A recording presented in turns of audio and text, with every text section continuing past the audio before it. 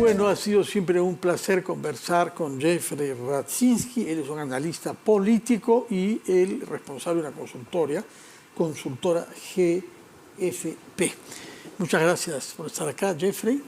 ¿Qué podemos decir de las cosas que han sucedido en nuestro país desde la última vez que nos vimos hace ya más de 2 meses? El año pasado, creo que, ¿no? Bueno, hay varias cosas que decir, Fernando. Hoy, ¿cuál es la noticia más importante? Bueno, hoy hay una buena noticia. Lo de los Panamericanos creo que es una estupenda noticia para el 2027 por varias razones. Me gustó el mensaje final de tu invitado cuando decía que puede ser un elemento cohesionador en el que al margen de discrepancias sobre muchos temas podamos unirnos. Ojalá que de alguna manera, de todos modos van a haber los que no están contentos con la noticia, los que creen que no es una prioridad, pero creo que la mayoría saludamos esta oportunidad que nuevamente tenga Lima de ser sede de los Panamericanos y tomando en consideración los antecedentes. El 2019 se hizo un buen trabajo y es una oportunidad para seguir mejorando la infraestructura que tanto se necesita y que se ponga foco en las políticas públicas deportivas, que creo que es algo en lo que más allá de algunos mensajes de campañas electorales se ve muy poco. Entonces, yo creo que es una muy buena noticia. Carlos Neuhaus nos decía desde Miami que en general quienes se han sometido a la disciplina deportiva, los que destacan y llegan a las elecciones, están obligados a estar en concentraciones, etcétera, y de respetar reglas sumamente rígidas en el campo de juego y respetar al adversario, suelen ser ciudadanos más organizados y proyectan a la vida pública las mismas reglas del deporte, es decir, saber distinguir, uno no es enemigo, es adversario de los demás. Sin y duda. los dos competimos porque compartimos ideales. Sin duda. Y súmale, Fernando, el hecho que en los países más desarrollados el deporte es parte estructural de la formación escolar con un énfasis muy grande y luego a nivel de educación superior y como cultura, como política pública incorporado con una prioridad, un presupuesto importante. Entonces, veamos pues el reflejo de sociedades más desarrolladas y tomemos estas oportunidades para avanzar en un rumbo que nos permita menos tensión y más progreso, ¿no? ¿Y cómo se puede avanzar en un rumbo semejante? Porque efectivamente el señor Carlos Segarra nos ha dicho que esta elección de Lima es la consecuencia de un trabajo en equipo, sin tomar en cuenta qué piensa políticamente el otro. No, el alcalde de Lima, el primer ministro, las autoridades del Ministerio de Economía y Finanzas, las instituciones deportivas, que son un tramado complejo también y que tendrán, como toda institución humana, fricciones, pero todos respondían a un objetivo común. ¿Por qué no somos capaces de algo así en otros campos de la vida pública? Bueno, porque nos falta la madurez política, el compromiso y los valores y los objetivos comunes. Pero más allá de eso, yo creo que hay un asunto adicional que rescatar en lo que decías, que es el hecho que cuando se realicen estos Juegos Panamericanos tendremos otro alcalde o alcaldesa y tendremos otro presidente, entonces va a trascender al gobierno y va a tener que haber una continuidad que ojalá se planifique desde ahora. Entiendo que ya hay cuestiones en marcha, pero que se haga igual o mejor de lo que tuvimos el 2019. De acuerdo. Concretamente, respecto a la situación de los partidos políticos y de la ley electoral y del marco normativo, ¿en qué podemos mejorar para que los ciudadanos puedan estar mejor informados?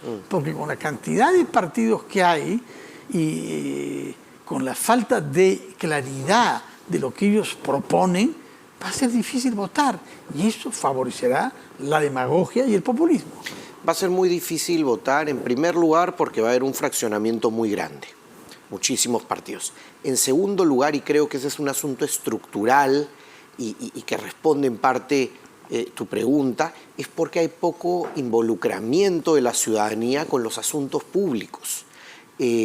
Vamos, si uno revisa las últimas elecciones, aumentó el porcentaje de personas que decidió su voto en las últimas 24 horas o incluso el mismo a pocos minutos de votar. Haciendo cola. Claro, y todavía la gente pregunta en la cola, oye, ¿por quién al Congreso? Entonces, creo que hay un asunto liminar previo a la discusión sobre los partidos políticos, que es el involucramiento un poco en los asuntos públicos y los políticos, porque la gente sí se involucra en la política, desde el punto de vista que le preocupa la inseguridad ciudadana, la educación, la salud, pero hay una repulsión, un rechazo, una distancia tan grande con los políticos que las conexiones a nivel de campañas electorales son muy bajas o son cada vez más bajas. Yo creo que por ahí debemos comenzar, o es el primer reto, me parece. ¿Cuánto afecta este clima de incertidumbre, de polarización, que hemos visto agudamente esta semana en todo el procedimiento respecto a la Junta Nacional de Justicia? ¿Cuánto afecta esa incertidumbre a las inversiones y al mundo económico? Yo creo que afecta porque es sintomático de una cuestión mayor, que es esa situación que venimos, digamos, arrastrando por años de una baja institucionalidad y un deterioro de nuestro sistema democrático. Y ahí están los informes y un montón de índices, incluyendo al de Economist u otros, en el que muestran que hay un deterioro, lo que decía del involucramiento ciudadano y de, digamos, la tensión judicial que hay también alrededor de la política. Entonces, mi sensación es que lo de la Junta Nacional de Justicia, de alguna manera... Permítame un instante hacer una pausa para retomar. Linsky, quien estaba contestando la pregunta de cuánto impacta la incertidumbre política y la incertidumbre institucional sobre las inversiones y la economía en el Perú. Impacta definitivamente. El Perú afortunadamente ha podido mantener en el campo económico una macroeconomía sólida, con algunos vaivenes, pero que en general muestra muy buenos números y eso lo reconoce internacionalmente todo el mundo. En el campo institucional y político no se ve eso. Citaba el informe de Economist, por solo poner un ejemplo, donde se muestra un deterioro evidente en los últimos años. Y si vemos la dinámica política y la dinámica institucional que tenemos en general, notamos varias cosas. Por un lado, menor satisfacción con la democracia, mucho menor que el promedio latinoamericano. Por otro lado, una bajísima representación política. Uno vota, pero al poco tiempo se siente totalmente ajeno y distante de sus representantes. En tercer lugar, un deterioro de instituciones básicos para el funcionamiento de la democracia, no solo por rechazo, digamos, a los políticos que se puede dar al Congreso, en cualquier lado, sino instituciones que antes tenían una imagen y una reputación muy alta y confianza muy alta, también la han bajado, desde los organismos electorales, y ahí están los estudios de opinión más serios, hasta otras instituciones importantes, la Defensoría del Pueblo, el propio Congreso de la República, las autoridades a todo nivel, local, regional. Entonces hay una distancia y una percepción que se termina convirtiendo en realidad. Y por otro lado, también hay un tema pues delictivo, criminal, con un montón de investigaciones y gente muy sospechosa en cargos muy importantes o muy vinculada a criminalidad organizada o por lo menos con sospechas fundadas de estarlo. Entonces, eso genera un clima de deterioro institucional que sin duda afecta, la institucionalidad afecta a las inversiones, eso es evidente. Y las preguntas y lo que surgen de informes internacionales va más con el tema político institucional en el caso del Perú. Ahí está la cantidad de presidentes que hemos tenido en los últimos 6 años, 5 presidentes. Entonces la gente se pregunta, oye, ¿hasta cuándo va a estar la presidenta? ¿Va a llegar el 2026? El solo hecho de formular la pregunta ya implica una inestabilidad que sin duda afecta a cualquier tipo de inversión. Hay un problema específico con el sistema judicial, porque ha decrecido la confianza de los peruanos en que tengamos jueces y fiscales independientes y capaces de cumplir con su trabajo en los plazos razonables. Sin duda. Y ahí pasa, al igual que con la política, un tema de incentivos para la participación de destacados profesionales y estudiantes. Hace algunas semanas me pareció interesante un artículo de Natalia Imprimo en el Comercio, donde planteaba un diagnóstico y algunas propuestas de solución y señalaba es complicado tener un buen Poder Judicial, un buen Ministerio Público, si los mejores estudiantes de las facultades más reconocidas del país no quieren ser jueces y fiscales en su gran mayoría. Entonces, y no es solo un asunto económico, también es un asunto de reputación, también es un asunto de incentivos de carrera, también es un asunto de perspectivas, de predictibilidad, de crecimiento, y se puede hacer.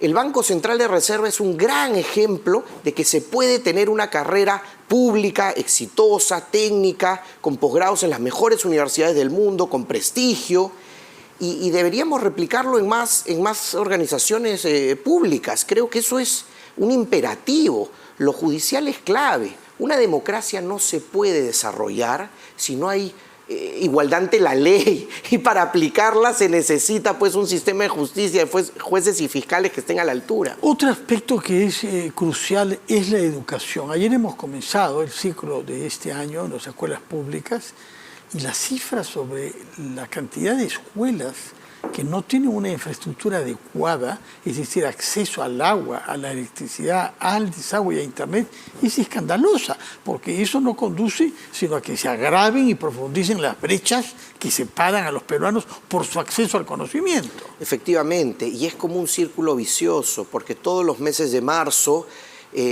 los medios de comunicación diligentemente y pertinentemente ponen el foco en los centenares o miles de centros educativos que no tienen agua, que no tienen desagüe, que no tienen luz, que no tienen mobiliario, pero es una tarea en la que avanzamos muy lento, muy lento. Y así es difícil pretender, digamos, el desarrollo, las prioridades, educación, seguridad, salud. Marchamos mal y no vemos políticos ni políticas consistentes. Si uno revisa, no solo por la inestabilidad, cuáles son los planes, cuáles son las prioridades, la verdad que yo no las encuentro, no las veo, no las oigo. Entonces, hay una carencia muy grande, y creo yo que parte del problema es no elegir 2 o 3 banderas fundamentales. ¿Qué gobierno quedan? Tanto periodo, me voy a centrar fundamentalmente en estos 2 temas. ¿Qué serían cuáles? Porque han mencionado ya 2. Sí. Uno, lucha contra la corrupción y la inseguridad. En segundo lugar, corrupción salud, es transversal. Educación, pero hay la salud, ¿no? Sí, bueno, educación e inseguridad, por citar 2, o podría ser salud, no lo sé, pero no puedes poner el énfasis en todo a la vez, porque al final no priorizas nada. Evidentemente tienes que trabajar en todos los sectores, pero tienes que tener 1 o 2 grandes banderas donde abocas la mayor cantidad de esfuerzo, me parece. Yo creo que este es un gobierno que no está en la capacidad ni siquiera de establecer una agenda. Se habla de planes, pero los planes nunca se presentan mucho, y si se presentan no parecen convincentes y bien reflexionados. Además, con la paradoja de que este es un gobierno que no tiene en el Parlamento ni oficialismo por tener bancada, ni oposición, diría yo. Claro, conforme se acerque el proceso electoral, todos van a ser grandes opositores, porque no es rentable políticamente estar cerca de un gobierno tan impopular y tan ineficiente. Cuando uno mismo tampoco lo es, porque por supuesto, la popularidad del Congreso es aún mayor, ¿no? Por supuesto, pero cuando estás en campaña electoral y estás junto con un candidato que pretende la presidencia de la República, digamos que los ejes van por varios lados. Pero en todo caso, ahora pues hay una oportunidad, no sé, hay interpelaciones en el Congreso, por ejemplo, el ministro del Interior. 2 el jueves, sí. Quizá ahí se le escucha, porque si no se le escucha, no atiende ni a los medios de comunicación.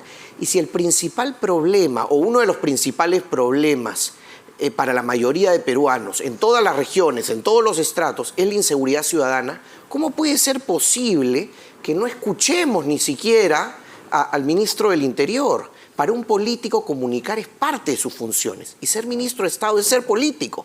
Le guste o no, porque tiene responsabilidad política. Sin duda, sí. ¿Qué es lo más grave que usted ve en los errores cometidos para hacer frente a la inseguridad y la delincuencia? Bueno, lo primero y transversal es la corrupción. No hay, digamos, hay mucha impunidad, ¿no? Lo segundo, el tema judicial y fiscal también asociado, ¿no? Cada semana leemos de capturados que son liberados, ¿no? Creo que hay problemas estructurales ahí, con el tema de la corrupción y con el tema de cómo funciona el sistema de justicia. Pero creo que también hay asuntos mucho más inmediatos, que es la capacidad efectiva para intervenir, para resolver. Creo que ahí hay enormes carencias. Yo no soy un especialista en seguridad, pero me parece que hay una coincidencia entre los expertos en esa materia. Jeffrey Radzinski, analista político y consultor, muchas gracias por su presencia y por compartir con nosotros.